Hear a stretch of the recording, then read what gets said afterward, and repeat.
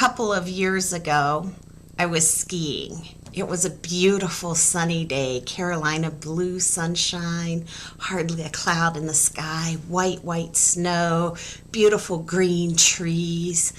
It was a day that skiers love. My perfect ski day. And the sun was causing the chairlift to make a shadow. And all of a sudden it occurred to me, I could practice racing that shadow. And so I headed down the hill and I just raced around those chairs, and I got to the bottom and I was giggling. And I got back up and I said, that was fun, let's do it again. And I did it again, and I'm just as happy as can be, and it's like, again. And I did it again. And I got down to the bottom of the hill and into the lift line, and the operator looked at me and said, "You're the giggly girl." And I giggled and I said, well, yes, I am. I'm having the best day. And I took off to do it again and again and again.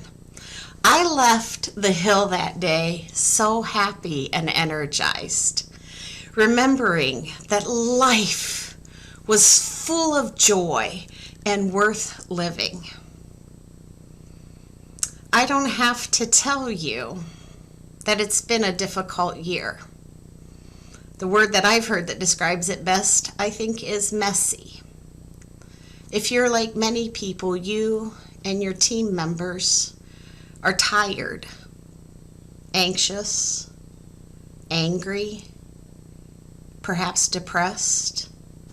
Your fuse is probably a little bit shorter than normal.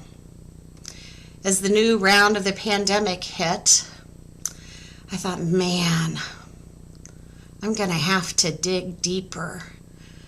This is the third time I've had that thought, and I've had to pull into my reserves because I want to be the best version of myself in and out of the workplace.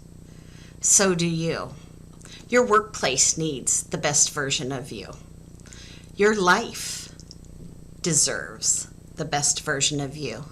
The people that love you and that you love deserve the best version of you.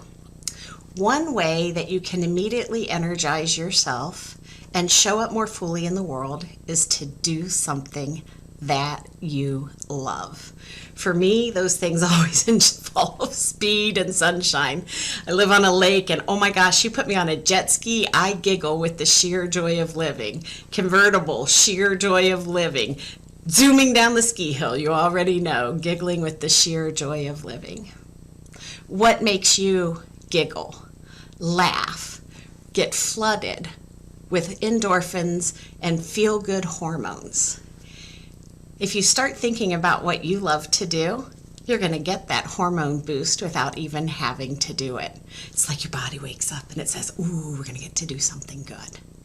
See, our souls are a lot like our gas tanks and our cell phones. They have energy reserves that can be lifted and that drop with use. If you aren't doing something that delights your soul, that energizes you, that reminds you that all is right with the world, your resources are going to drop. And then we show up as a grumpier, more frustrated, angry, depressed version of ourselves. Never good for productivity, never good for leadership, never good for primary relationships. So my challenge to you is that you write down 3 things that you love to do.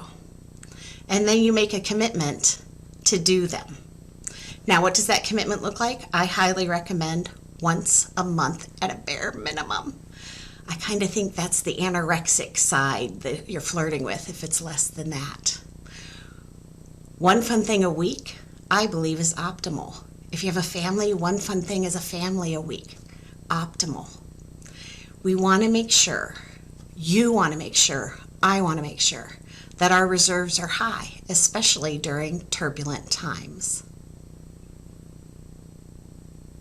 I'm Dr. Sherene McHenry, the People IQ expert, and my areas of expertise are thriving through turbulent times, helping hardworking professionals avoid burnout, and equipping leaders to understand themselves and the people that they lead so they can be more effective in and out of the workplace. My best fit as a speaker? They're kind of multiple because human relation skills, the knowledge of ourselves and others, is something we take everywhere. So women's conferences, young professional conferences, leadership conferences, HR conferences, management.